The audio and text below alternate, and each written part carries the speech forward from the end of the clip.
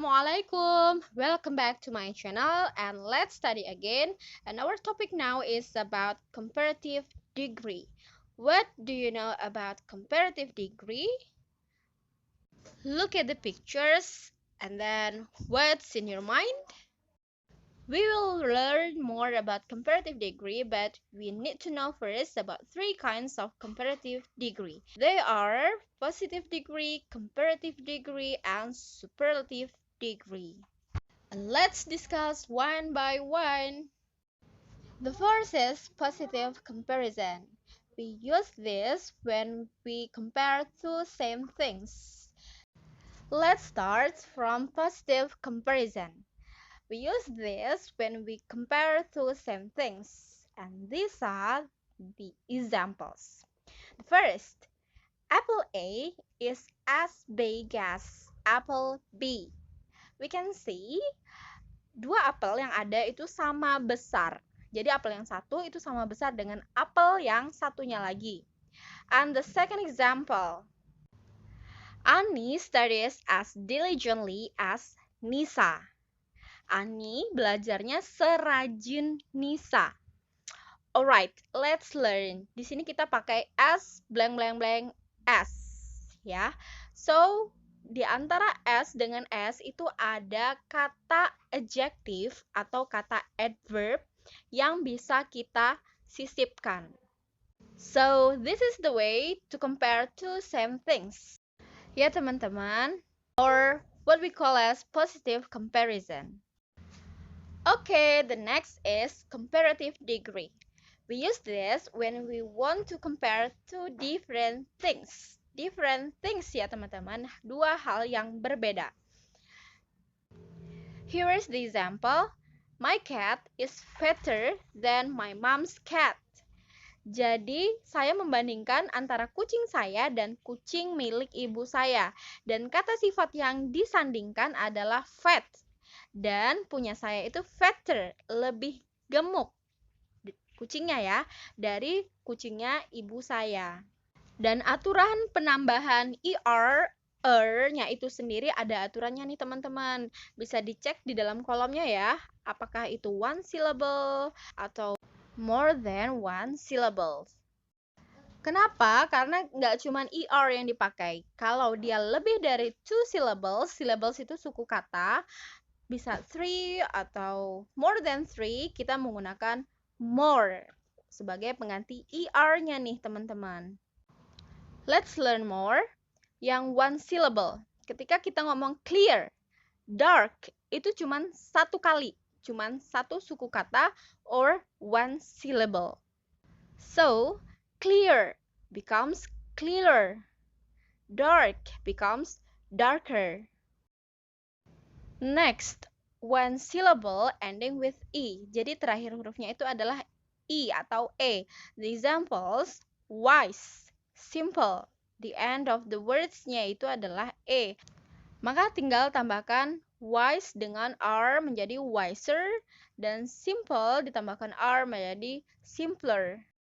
Lalu, adjectives ending with one vowel and one consonant. Jadi, sebelum konsonan terakhirnya itu ada satu huruf vokal or vowel nih teman-teman. The example itu ada thin, E-N. Fat, A dengan T. Maka huruf konsonan yang terakhir itu kita doublekan, kemudian kita menambahkan ER di belakangnya. Maka thin menjadi thinner, fat menjadi fatter. Okay, next, two syllables ending in Y. Kalau terakhirnya Y. For example, busy, marry. Ada dua syllables nih teman-teman. So, huruf Y-nya atau Y-nya itu kita change menjadi I, kemudian kita tambahkan ER. Jadi, tulisannya busier atau bacaannya busier. Mary becomes merrier. Okay, the next is three or more syllables. Terdiri dari 3 suku kata atau lebih. Contohnya adalah creative, popular. Itu cukup panjang nih adjektifnya ya teman-teman. So, itu tidak menggunakan er di belakangnya, tapi menggunakan more sebelum adjektif tersebut diletakkan di sebelum ya teman-teman. So, contoh nih, saya lebih kreatif dari dia. I am more creative than she is. Oke, so kalau memang katanya panjang, kita menggunakan more, bukan er ya teman-teman. Selanjutnya, yaitu it's about superlative degree.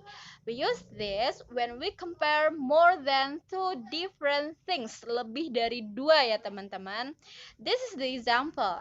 Ahmad is the tallest among all. Jadi ini ada 3 laki-laki nih.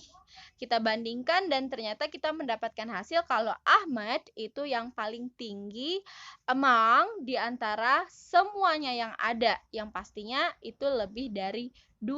So we use superlative degree. Dan untuk ini juga ada aturannya ya teman-teman. Apakah dia pendek katanya atau 1-2 syllables atau more than 1 atau bisa dikatakan 3 or more syllables. Kalau yang short kita menggunakan est di belakang adjektif. Kalau yang panjang kita menggunakan most. Oh ya, ini juga catatan nih teman-teman. Kalau untuk superlatif, kita harus menggunakan the sebelum adjektif yang kita utarakan. Contoh, the biggest, ada the-nya. The smallest, ada the-nya. Maupun kata yang panjang, contoh, the most beautiful, the most interesting. Jadi, tambahkan the untuk superlative. Itu juga ada catatan khusus ketika berakhiran dengan y untuk adjektifnya. Seperti komparatif tadi, maka y-nya kita ganti jadi i menjadi heaviest untuk heavy. The heaviest gitu. Bisa diamati ya teman-teman. Oke, saya harap penjelasan ini bisa dipahami ya. But ada exception nih teman-teman, pengecualian. Jadi nggak kayak aturan yang ada tadi. Namanya irregular adjectives. Kalau dalam bentuk positif atau biasa saja itu adalah good. Tapi kalau lebih baik adalah better. Dan paling baik adalah the best.